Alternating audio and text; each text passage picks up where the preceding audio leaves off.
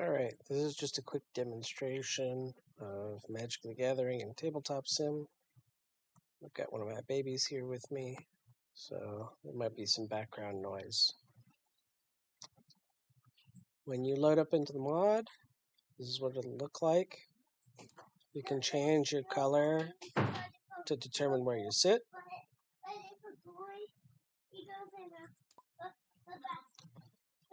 Now, one of the things we're interested in is draft. You can import a deck by just pasting in the deck URL here. This tells you the supported formats. But we want to do a cube. So one of the supported formats is Cube Cobra. So I've selected this old school Magic cube. We just need to copy the link from the overview. We can paste it in. We can say we're going to have 4 players with 15 cards per pack. Now it's going to take a while to build this.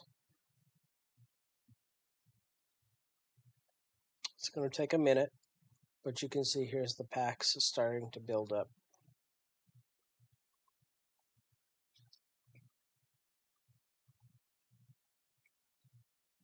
Well, or does it have little cracks?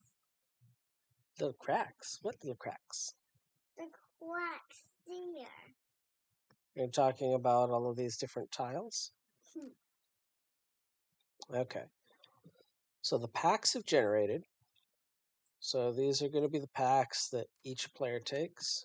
If you want to move a deck of cards, oh shit, I just fucked that up. Don't do that. If you want to move a deck of cards without, is this going to all combine? Let's see. Yeah. So the best thing to do is just click and hold. Don't select them all. Now, this is my first pack to draft off. I'm going to right click it and hit search. This will show me all of the cards that are in my pack. I can hold down Alt to see a larger version of the card. You'll see that by holding over it, that gray text box gives you a summary of what it does. So let's say I decide that I want this Bad Moon. I can just pull it out. I could also put it on my deck there, or my library. Close this, and then I can just pass this pack to the next player so that they can make their draft. I think I just put the whole thing in their hand. So they'll be able to make a selection. And that'll go around until we finish that pack. Then we'll all select a new pack. And we'll do the same thing. Yum it down, yum it up, Search. Yum it up. Pick the card we want to draft. Yum it down. Yum it up. Yum it down. And then pass the pack to the next player. Each player's little library stand has these that you can pull lands out of. This is just like a land station.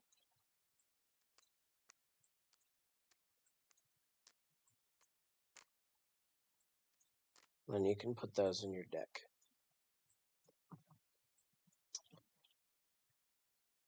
You can right click your deck and hit draw to draw a card to your hand.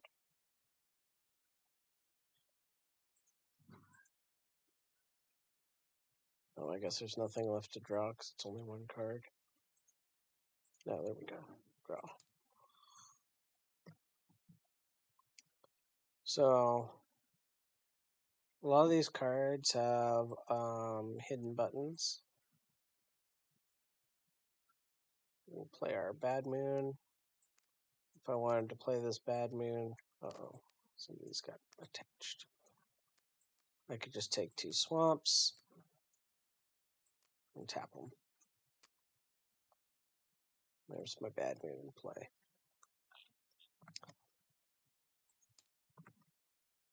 So there's a menu for these. For old school Magic, I'm not sure how much you need for this. I guess if I hit a Sleight of Mind, I could turn this red. You know, or I know, let's see here, tokens, re-import if it's broken, exact copy if it clones itself. Right now it's colorless, it shouldn't be. I can phase him out, phase him in. Mess around with the keywords. But this is a pretty powerful tool. And I think that Cube Draft is decently supported. There's deck boxes here. If you want to put your cards in the deck,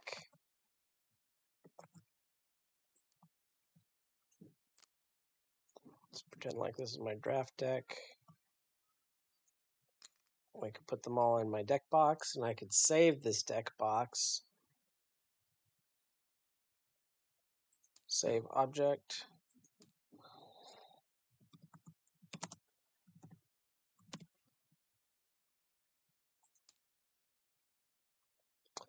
And what that allows me to do is we don't necessarily need to save this exact game.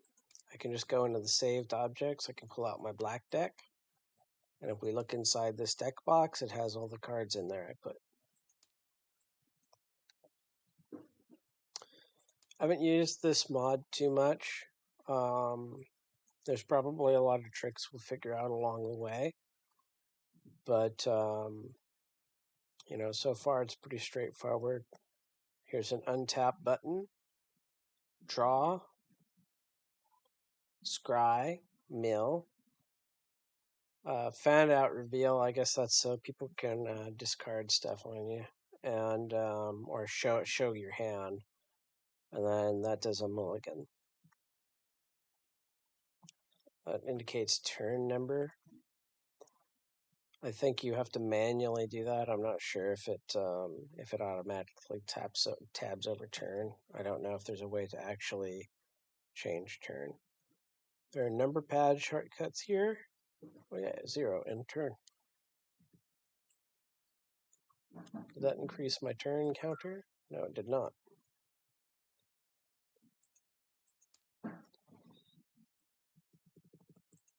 Yeah. I don't know what that actually does then.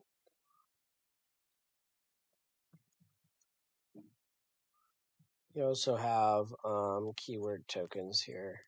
And if I recall, these do attach to the cards properly.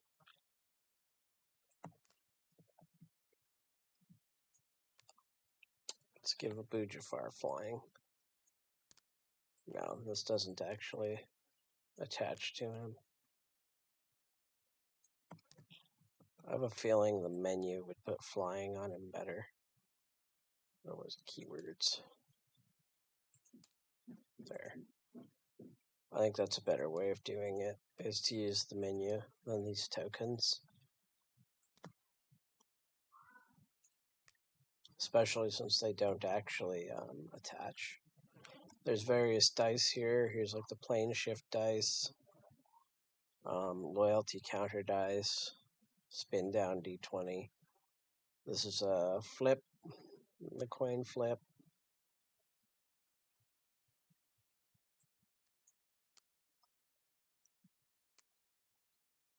Oh, this is rock, paper, scissors. Although it is infinite, so I don't know how you're going to know if somebody chooses... Oh, it looks like you can shuffle it.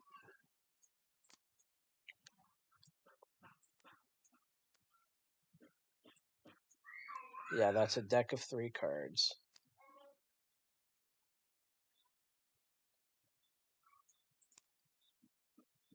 Didn't look like it was shuffling. There we go. Draw. So I got a scissors lizard.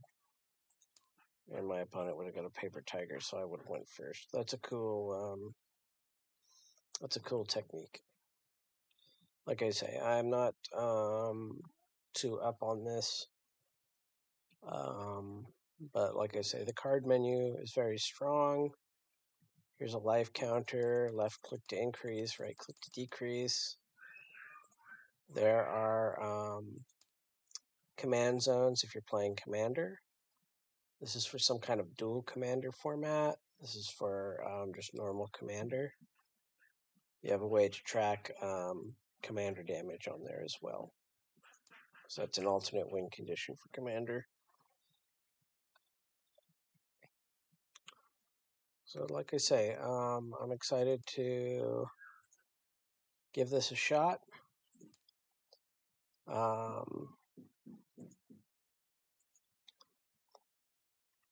And it looks like if you just want to do a draft and not necessarily a cube, you can just put in the set you're going to draft. I have not tried that yet.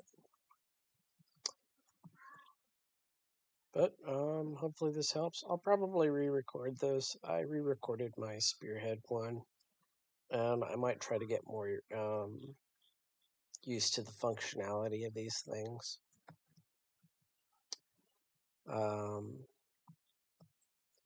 Gosh, just a quick rant. I've been watching some Commander games, and I kind of hate some of the unique mechanics of each set. Because it's like, okay, one player's playing a Nazgul set. Nobody's going to take the ring. Nobody else is playing Lord of the Rings, so if he really wants to be a ring bearer, he's going to be the ring bearer, period.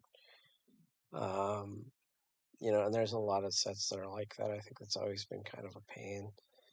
But like I say, one of the advantages of using a mod like this is you can play with your friends and just play the way you like to play. I wanted to do sealed because I actually don't like drafting, but I think what we're actually going to probably end up doing is playing some old school cube.